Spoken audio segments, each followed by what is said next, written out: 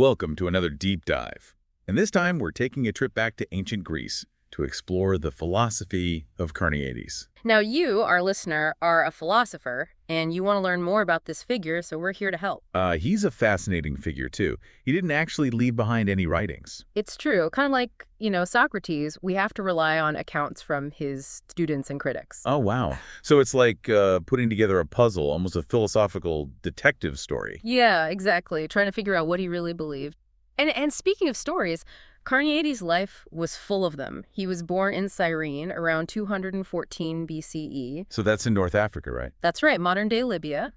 And eventually, he ended up in Athens, becoming head of Plato's Academy. Wow, head of Plato's Academy. That's quite an accomplishment. Yep. What was the intellectual scene like in Athens back then? Oh, I can only imagine. I mean, this is the heart of ancient philosophy. Debates, discussions, arguments probably happening everywhere. And Carneades was right in the thick of it.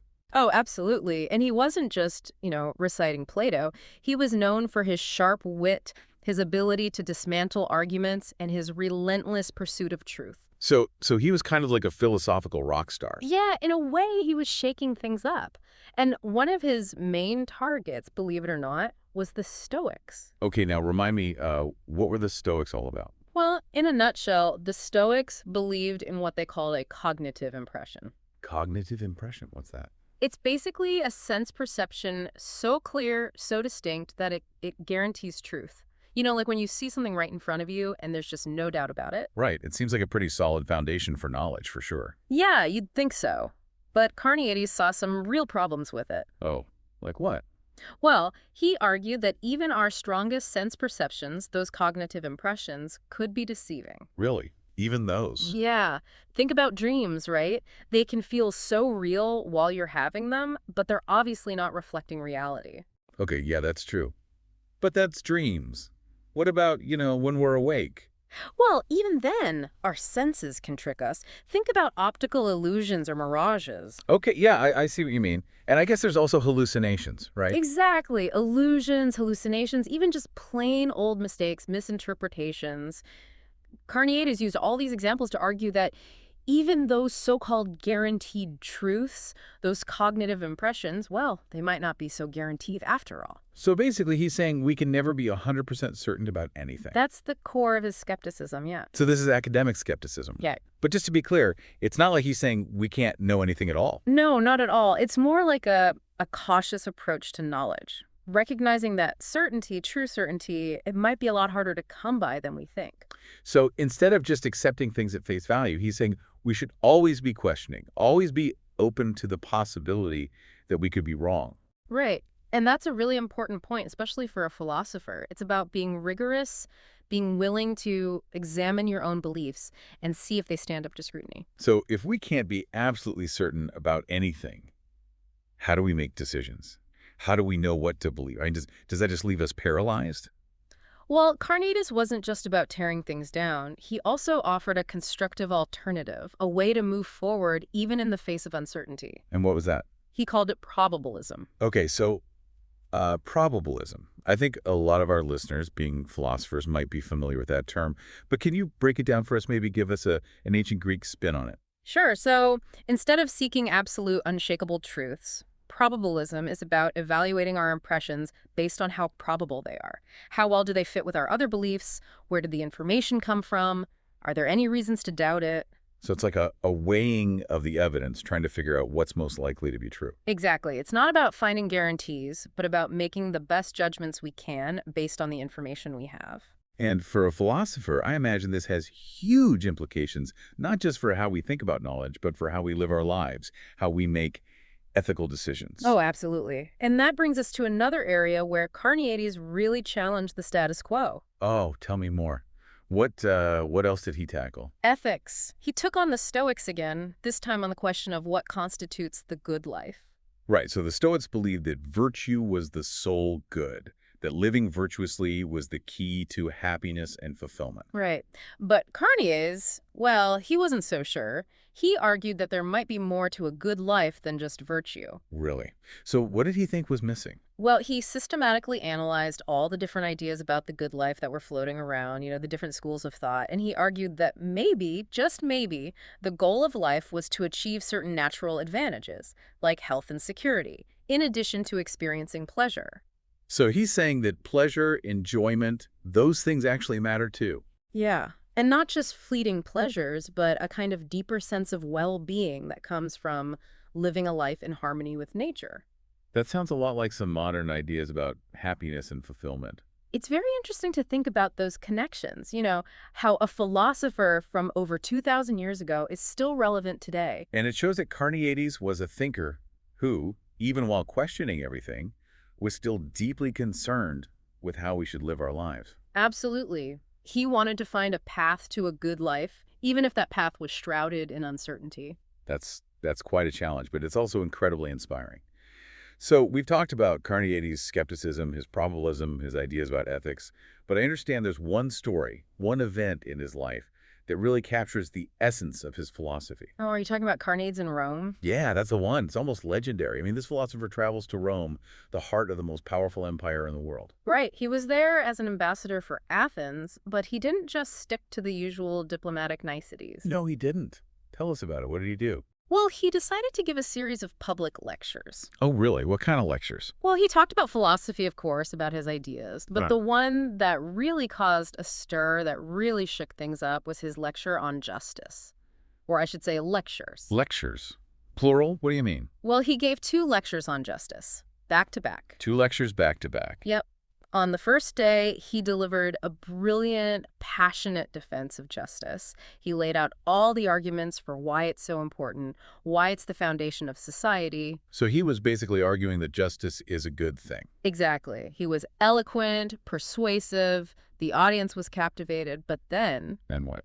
the next day he came back and he did something completely unexpected. What did he do? He gave another lecture on justice, but this time he argued against it.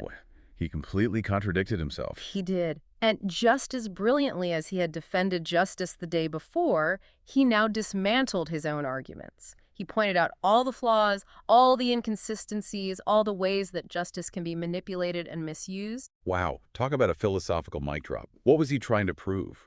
Well, that's the question that's been debated for centuries. Was he just showing off his rhetorical skills? Was he trying to undermine Roman values?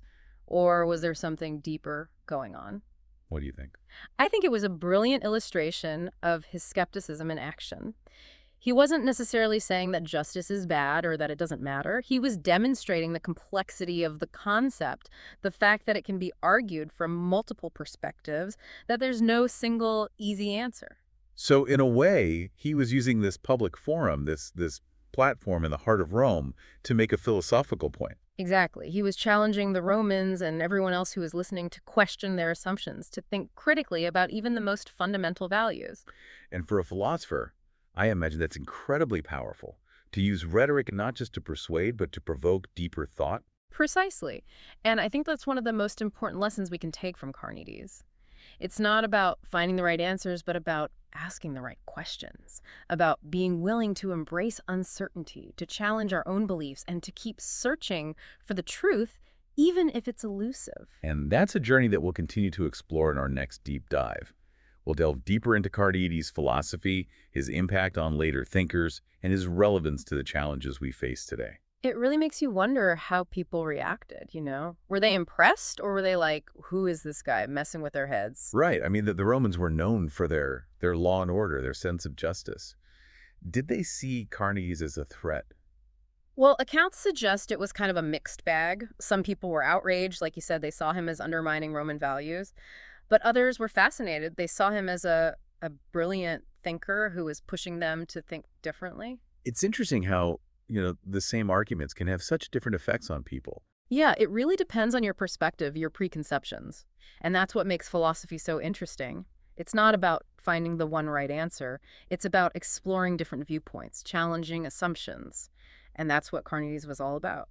And that brings us back to his probabilism, doesn't it? It's not just a theory of knowledge, it's a way of engaging with the world, a way of navigating uncertainty. Exactly. He wasn't saying give up on truth. He was saying recognize that certainty is often out of reach, and that's okay. We can still make judgments, still make decisions, even in the face of uncertainty. So how would a philosopher today dealing with, the complexities of the modern world, how would they apply Carneades' insights? Well, let's think about a contemporary ethical issue. Let's say the ethics of artificial intelligence. Okay, that's a hot topic for sure. Lots of different opinions, strong feelings on all sides. Right. And it's tempting to just pick a side, dig in your heels, and say, this is the right way to think about it. But that's exactly what Carneades would caution Yeah. against, right? Absolutely. He'd remind us that even our strongest moral convictions, they're still based on probable judgments, not absolute truths. And as new information emerges, as technology develops, we need to be open to revising our views. So instead of clinging to rigid positions, we should be engaging in a constant process of inquiry, of weighing evidence, of being willing to change our minds. Exactly. And that's not a sign of weakness. It's a sign of intellectual honesty. It's a sign that we're committed to finding the best solutions, even if those solutions evolve over time. It's really a call for humility, isn't it? Recognizing that we don't have all the answers, that we could be wrong. Right. And that humility is essential for anyone who wants to truly understand the world, to make good decisions, to live a good life. And that's what Carneades was ultimately after, wasn't it? To find a way to live well, even in the face of uncertainty. And his probabilism provides a framework for doing just that. It's a way to navigate the complexities of life, to make choices, to act, even when we can't be absolutely sure what the outcome will be. Yeah, it's like a compass. You might not know exactly where you're going, but it points you in a direction, helps you find your way. So even though Carneades lived over 2,000 years ago, his ideas are still remarkably relevant today. Absolutely, especially for philosophers. He challenges us to think critically, to be open to new ideas, and to never stop questioning. And in a world that's constantly changing, those skills are more important than ever. But I imagine for a philosopher, there's a big question that's still lingering. If Carneades was so skeptical of certainty, what did he actually believe? Did he have any firm convictions himself? That's the million-dollar question, isn't it? And unfortunately, there's no easy answer. We can't read his mind. We can't know for sure what he truly believed. But we can look at the evidence we do have, right? The Right. accounts of his students, the stories about his life, the way he argued, the things he chose to focus on. Exactly. And some scholars believe that while Carneades publicly advocated for skepticism, he might have held private beliefs that were more aligned with some of the schools of thought he challenged. So he might have been playing a kind of philosophical game, using skepticism as a tool to expose the weaknesses of other positions without necessarily endorsing it as his own ultimate view. It's a fascinating possibility, and it raises a lot of questions about the nature of belief, the role of rhetoric in philosophy, and whether it's even possible to separate a philosopher's public persona from their private convictions. It also highlights the importance of considering the historical and social context in which these ideas emerged. Carneades was operating within a vibrant intellectual landscape, engaging with diverse schools of thought and navigating the complexities of Athenian politics. Absolutely. To truly understand Carneades, we need to see him not just as an abstract thinker, but as a product of his time, a skilled rhetorician, a political player, and perhaps even a bit of a philosophical provocateur. So while we may never know the full extent of his personal beliefs, we can appreciate the enduring legacy of his ideas and the way they continue to challenge and inspire philosophers today. And for a philosopher, I think that's the key takeaway. Carneades' work invites us to engage in a process of ongoing inquiry, to question assumptions, and to embrace the intellectual humility that comes with recognizing the limits of our own knowledge. And that ultimately is the essence of a deep dive. It's not about finding definitive answers, but about exploring the depths of complex ideas, uncovering new perspectives, and emerging with more questions than we had when we started. It strikes me that Carneades really embodies the spirit of philosophy. Yeah. That constant questioning, never being satisfied with easy answers. Yeah, that willingness to challenge even our most cherished beliefs, it's at the heart of what it means to be a philosopher, I think. Absolutely. But it's not just about wrestling with doubt, right? It's also about, finding ways to move forward, to make decisions, to take action, even in a world where we can't always be certain. Right, and that's where his probabilism comes in, right? It's like a tool, a framework for dealing with uncertainty. So instead of throwing up our hands and saying, well, I guess we can't know anything for sure, Carneades is giving us a way to navigate that uncertainty. Exactly. It's like, okay, we may not have absolute guarantees, but we can still evaluate the evidence, weigh the probabilities, and make the best judgments we can. It's a it's a more pragmatic approach to philosophy, I guess you could say. Yeah, and it's really relevant today, in a world where we're bombarded with information, often conflicting information. It's more important than ever to be able to think critically and make decisions based on the best available evidence. And for a philosopher like our listeners, someone who's, really engaging with these ideas, I think there's a lot to be gained from studying Carneades. Oh, absolutely. Even though he didn't leave any writings of his own, his influence on philosophy has been huge. I Yeah. mean, his ideas about skepticism, probabilism, the nature of the good life, they've sparked debates that are still going on today. So as we wrap up this deep dive, what would you say is the most important lesson that Carneades offers for a philosopher, someone living in the 21st century? I think it's the importance of intellectual humility. Carneades reminds us that, we should never be too attached to our own beliefs, no matter how strongly we hold them.